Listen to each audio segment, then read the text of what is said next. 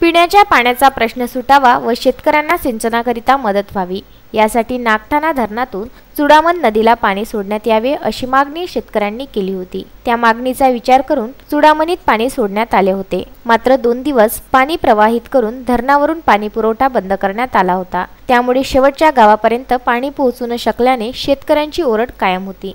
8 दिवस होऊनही हे पाणी शेवटच्या गावापर्यंत न पोहोचल्याने शेतकऱ्यांमध्ये रोष निर्माण झाला होता।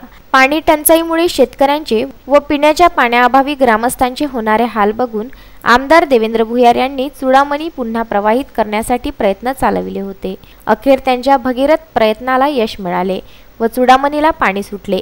चुडामणी पुन्हा प्रवाहित झाली आहे। नदीकाठावरील गावांचा पिण्याच्या पाण्याचा तसेच सिंचनाचा प्रश्न सुटणार असल्याने ग्रामस्थ व शेतकऱ्यांच्या चेहऱ्यावर हसू फुलले आहे।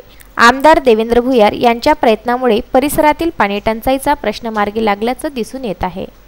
प्रदीप बहुरूपी, विदर्भ न्यूज, वरुड।